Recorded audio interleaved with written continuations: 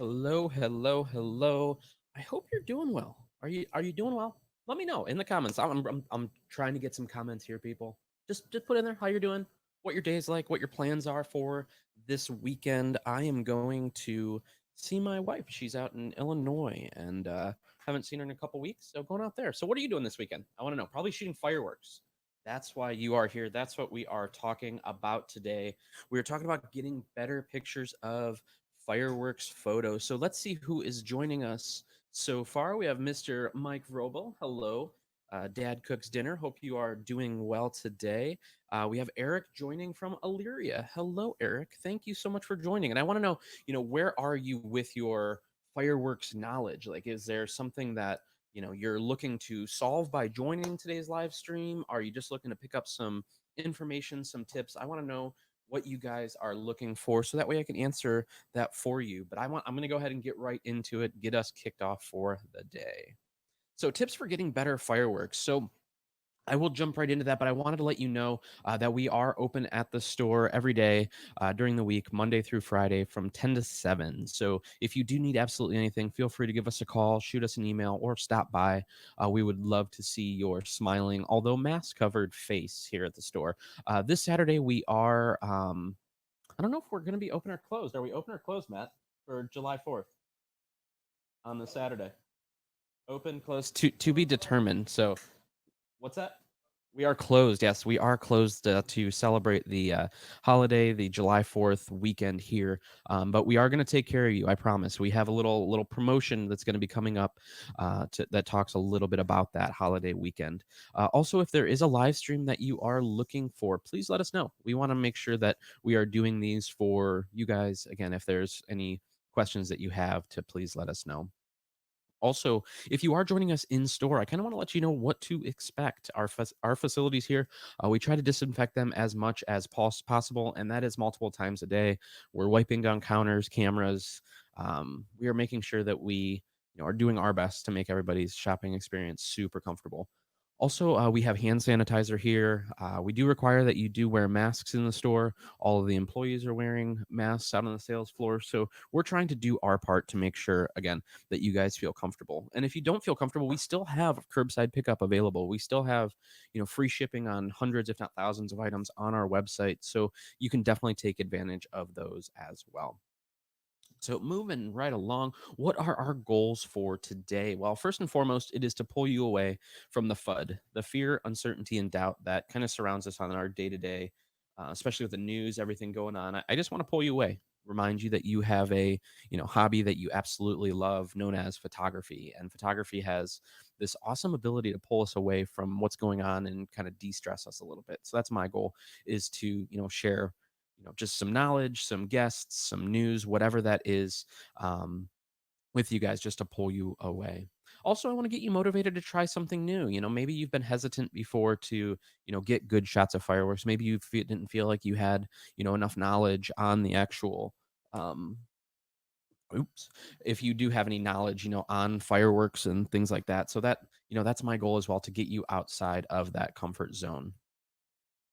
But first things first, let's talk about our camera and lens setup. So, how are we setting up our camera when we, go out? I guess my first little mini tip would be to not use your cell phone. That would be the first thing. Here's a photo that I was at a family event, and this is just a horrible photo. Now, did I get the photo? Yeah, I mean, there's some semblance of it, but honestly, your cell phone camera isn't going to do as good as your camera, and you've paid a lot of money for that camera, so you might as well use it. So that's my first little mini tip.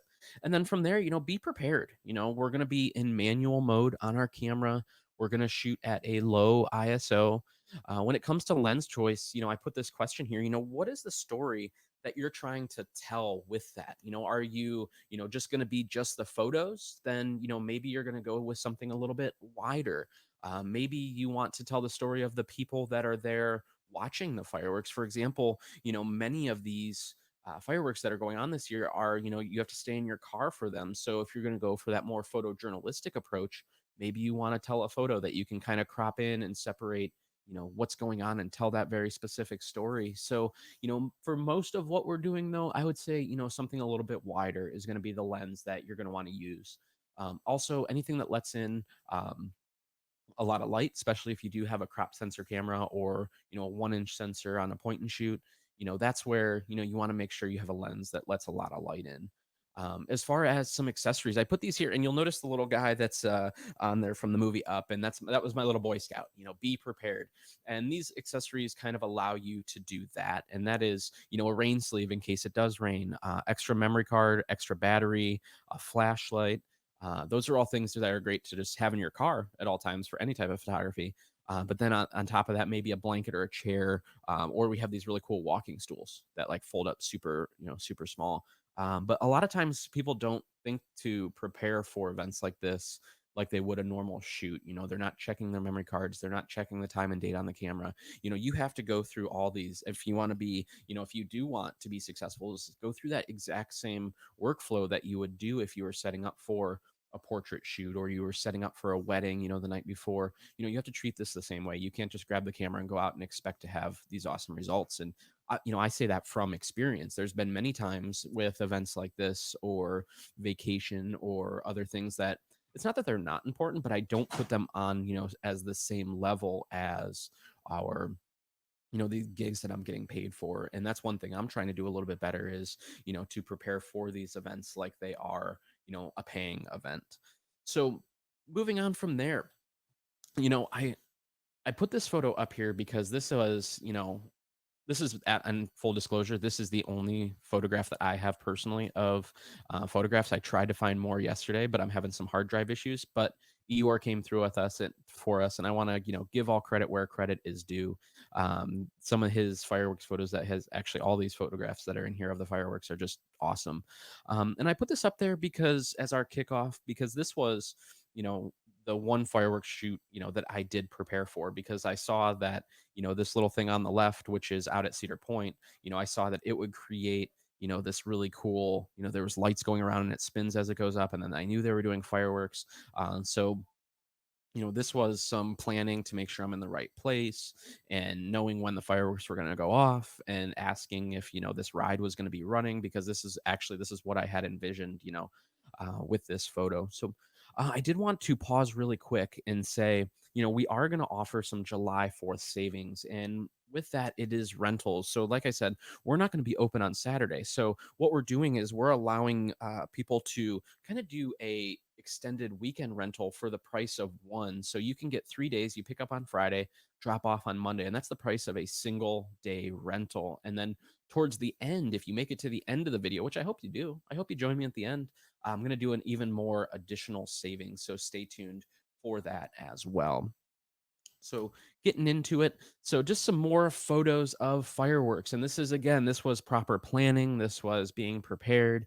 This was knowing your camera before you get out to the field. And, again, these are Eeyore's photos that he did. And that is an airplane with fireworks surrounding it and just some awesome, it's telling a story, bright, vivid colors, exposed perfectly. So, I wanted to kick that off as some inspiration for, what you can expect to get if you follow these. I believe I have 10 tips for better fireworks photos.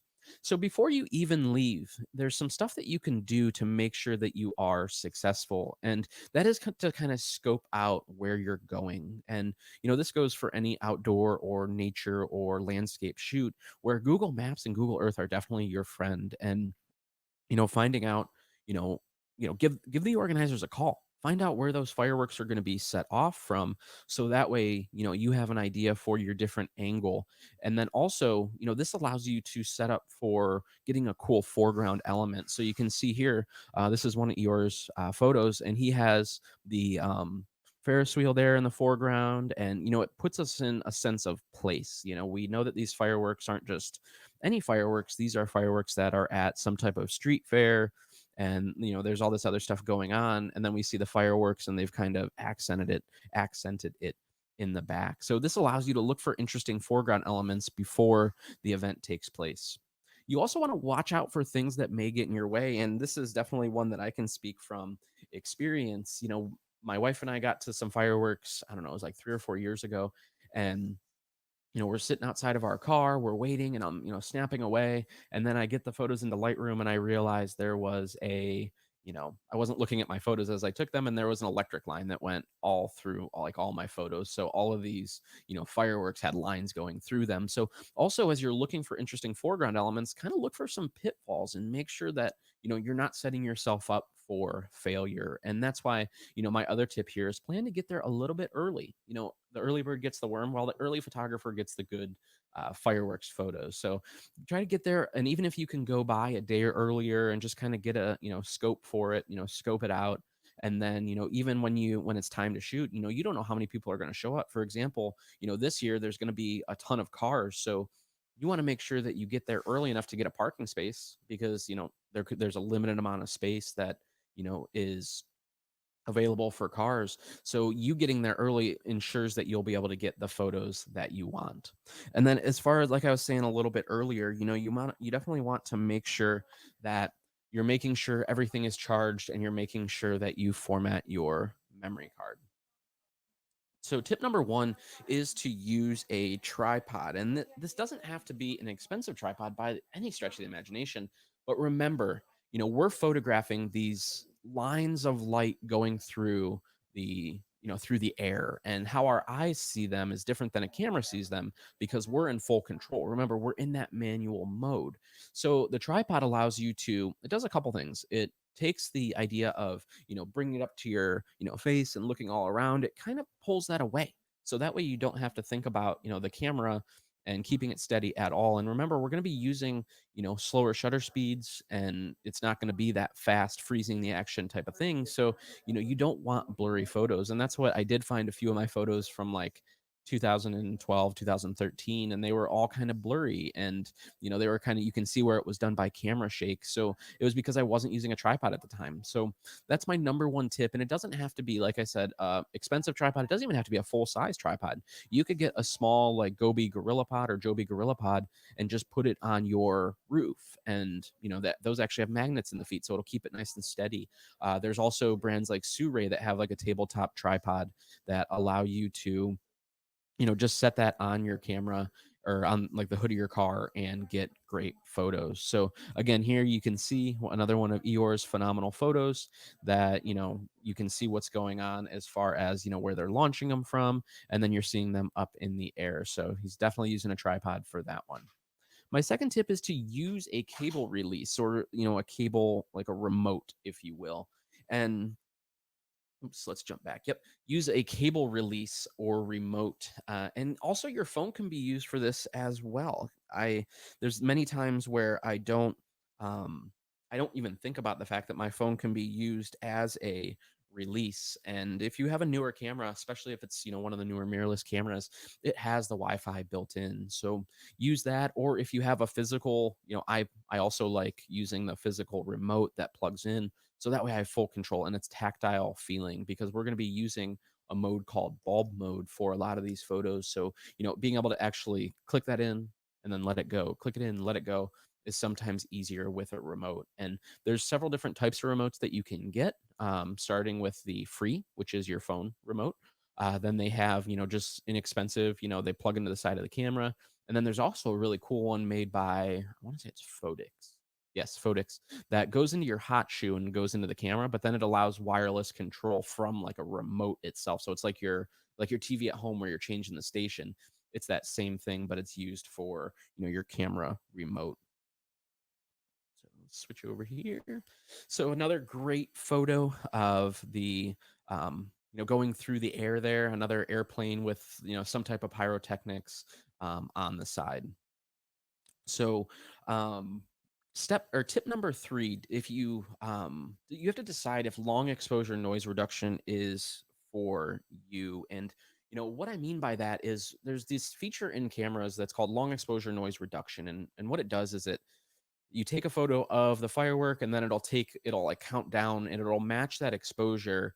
But the idea is it's getting like a grain profile to try to get rid of some of that noise reduction. I'm not a fan of it here at the store. Some people are. I know Eeyore, he had mentioned that, definitely turn that off. But I think it could help with some smaller sensory cameras that a lot that you want to get rid of some of that noise. So I would experiment with it maybe a day or two before and find out if that mode is for you, if it's something that you think will work for you. I definitely would suggest experimenting. So moving on, look at this.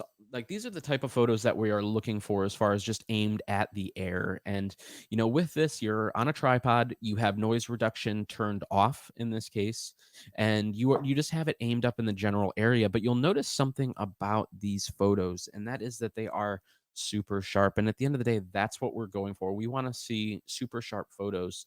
And in order to do that, one of the things that we recommend, especially with the colors, you can see how vibrant these colors are. You can see how the blacks are super black, and that allows us to draw into this, what we're photographing. In this case, the fireworks themselves. And when it comes to color, when it comes to white balance, when it comes to even now with noise reduction in Lightroom, it's really important to use raw. And with that, it doesn't take up, memory is cheap anymore. They don't take up that much space. Obviously, they're going to take up a little bit more space than JPEGs, but I definitely recommend that you shoot in RAW because that's going to give you the most control over that file in the highlights, in the shadows, in the overall dynamic range, the color, the white balance. And like I had mentioned, Lightroom now treats RAW files differently based on their ISO that it was set at. So again, it's another tool that's given to us to get better quality images. Another great photo there. Again, super sharp where, and he's getting that explosion in the center, and then you're seeing all the colors kind of span out from there. So, tip number 5 is to use a low ISO. And this is one thing that I think a lot of people get kind of hung up on. And, you're thinking that you're taking, night photos. So you have to bump that ISO up really high. But what you have to realize is you you're going to have light in the photo, and that light is coming from that firework. And if you turn that ISO really high, a couple things happen. Number one, you're going to have to use a slower shutter speed or a faster shutter speed to kind of counteract that higher ISO, or you're going to have to crank up that aperture super high. And again, you're on a tripod, so you don't have to worry about the slow shutter speed, so there's no reason to bump up that ISO. Number two is you don't want a lot of grain in the photos. You can see from, let me go back a photo here. You could see from the photos, there's no noise in these photos. There's no grain in these photos. We're seeing, super sharp lines. And, that's because he doesn't have his ISO set up super, super high. It's not grainy. There's detail, there's a more dynamic range. There's just a lot of reasons why you should keep your ISO set to, that lower number. So again, a couple example photos where we're seeing just again super sharp, perfect color. The black, it's the black night sky, and again, it draws us into these photos, and we're not lost in background elements. We're not lost in grain. The colors are vibrant. It's exactly what we're trying to achieve. So tip number 6 is, to find a starting point. And this isn't the end all be all when it comes to like your settings. This is just a starting point, and that is F8. Some people say F11. In my shooting experience, and also with Eeyore and other people here at the store, F8 seemed to be the good starting point for the photos. And this is the good balance of keeping allowing for a longer shutter speed, keeping your ISO down. This was kind of the happy medium to get started. So again, ISOs at around 100 or 200, our aperture set to f8, and then the next part we have to figure out, remember, it's a triangle, the exposure triangle. So we figured out 2 of the pieces. There's only one more that we have to figure out, and that's our shutter speed. But as our starting point, we want to make sure that we are set to the aperture of f8. Any questions so far? I want to make sure that if you do have questions, if any of this is not making sense to you, please take the opportunity in the comments to leave a question, and I'll make sure we get that answered for you. So this is where the different focal lengths, I left this photo in here to show why you would maybe want a different focal length or bringing multiple lenses with you. And this is a very zoomed in shot, probably I would guess a 150 to 600, without actually being there looking at EXIF data, but it's zoomed in and it's giving us this really cool, all these sparkling and all these, it's giving us a view into something that otherwise we wouldn't be able to see. So I like having multiple, not just wide angle or not just telephoto for this exact reason, because again, it gives me a little bit of variety, especially if it's a longer show. You can get a little bit more creative with those different focal lengths. So, tip number 7, use bulb mode. So, if you've never heard of bulb mode or you've never experimented with bulb mode, this is basically where you're not like locking in a shutter speed. So you're not going to go to, 1 second or 5 seconds, or you're not going to have, 1/125. You're going to actually do what's called bulb mode. And that is where you're holding a button down. If you're not using a remote, it would be you're holding your shutters down when when it goes off, and then you let it go after it kind of dissipates. And that's all fireworks are different. So basically they're going to be exposed, if you will, for a different amount of time. And that's where bulb mode really comes into play, because it allows you to control the camera by holding it down when it goes off and then letting go after the sky is clear. Otherwise, maybe it's a short little tiny firework and you have it set for 5 seconds. Well, the next firework's going to be going off by the time that first one is done. So again, this puts you, the photographer, in control over all those different, fireworks and all the different durations that are out there. So here's one you can see here where he would have, held that down. He might have actually these might have gone off one at a time. So what I mean by that is, the first one could have gone off, and then the second one, and then the third one, and then the fourth one, and then the fifth one, and so forth as it's going across. So what he was able to do is he just left it on bulb mode and he captured all of them. Now, I don't know if that's the case with this photo, but it gives you an idea of the control that you have with bulb mode. Otherwise, this could have just been a photo where it was just a single one went up and popped. Here you can see he had a lot of them, kind of in a row. Switching right back over. There we go. So tip number 8 is to turn off autofocus. So again, these are bright explosions that are up in the air. So again, you're not going to be able to, your camera's not going to be fast enough. Now, has autofocus gotten better over the years? Absolutely. But it's just so much easier just to turn off autofocus and, basically get manual control over that lens. And you can, because these things are going to be, if you're not zoomed in, super close, or you're close to where they're, taking off from, you can just set your lens to infinity. And what that does is it allows you to have those, it'll have those fireworks in focus, so that you're not going to have blurry. They're not going to be nice and sharp. Again, depending on autofocus, you're just going to be trying to lock it. You're going to miss it. And honestly, a lot of especially if they're the local fireworks shows, they're they're small shows. They're not going to last an hour long. You're not going to have time to, practice for the first 10 minutes and then get it right. A lot of these shows are going to be, 10, 20 minutes. So, knowing your gear, having a plan ahead of time, that's what's going to allow you to get these type of photos that we're showing, on the live stream here. So, if you do have any questions, again, please put them in the chat. So you can see here, I love this shot on the left. We're getting this bluish background of the night sky. We're getting, again, super, super sharp photos of the explosions. And again, it takes me there. It makes me want to be there and just experiencing, fireworks. And I think that's the unique thing about fireworks is, we always love to go and see them. And it's, ooh, you hear the whole crowd, ooh, and ah, and you hear that, and these photos kind of take you back to that. This allows you to preserve that time, preserve that, and put it up on a shelf that you can go back and look to, for days, weeks, months, years to come, and you can look back at these photos.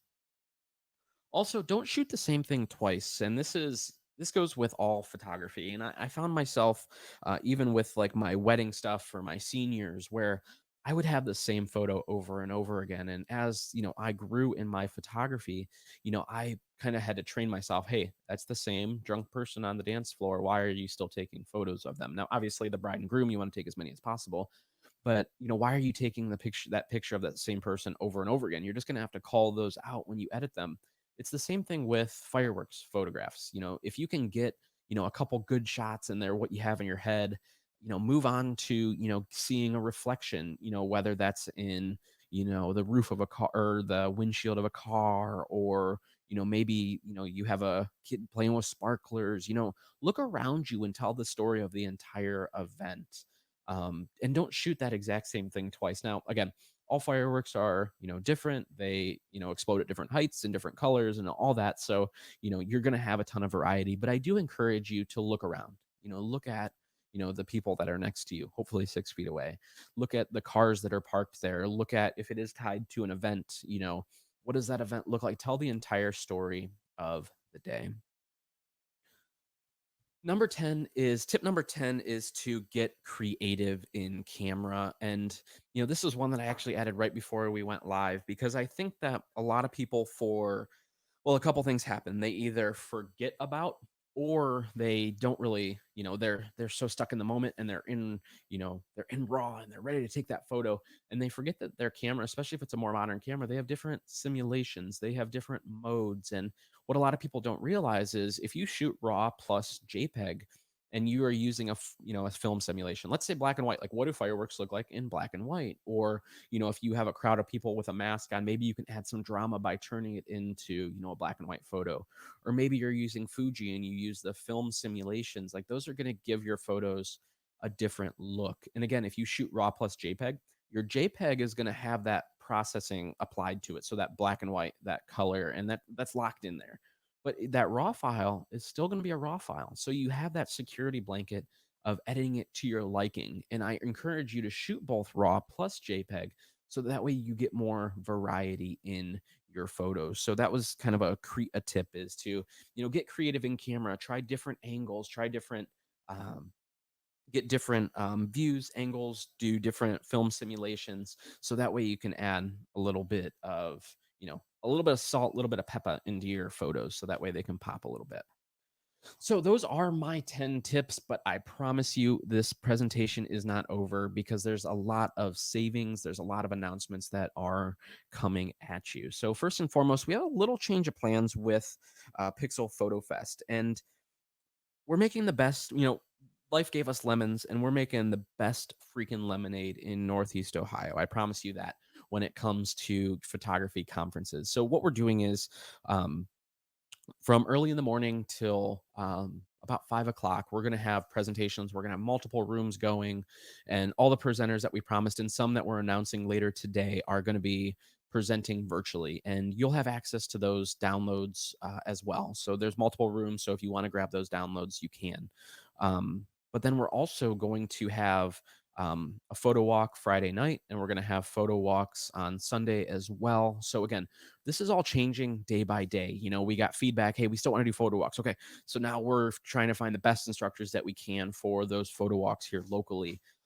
Hey, we still want to meet up. So we're still doing a, event at the rooftop bar at the 9.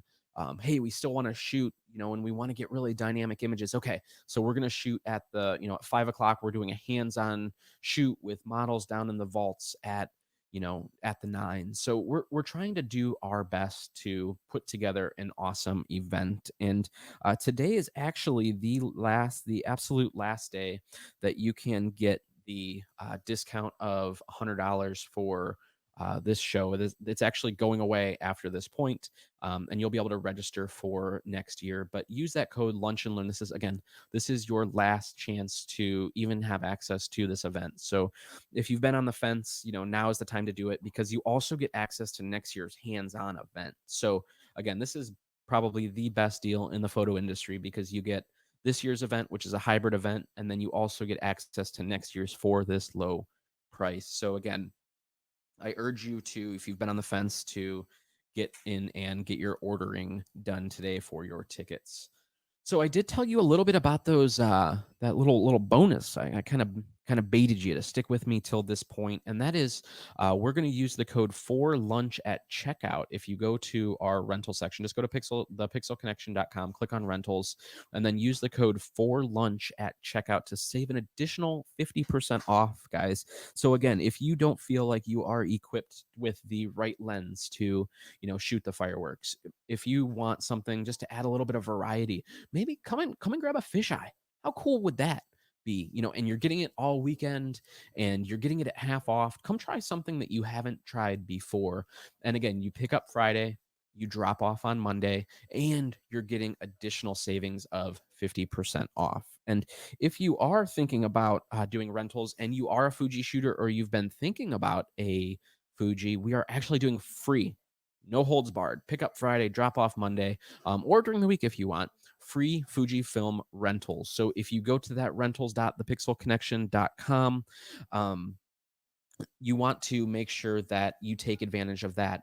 And again, if you do want to purchase a Fuji, you can actually go to that link there and do the Fuji Tech Time, and you'll have additional savings for um, Fuji gear. So if you do have questions, you can always reach out to social at thepixelconnection.com. We'll be able to help and answer any questions that you have. It looks like we did have one question come in.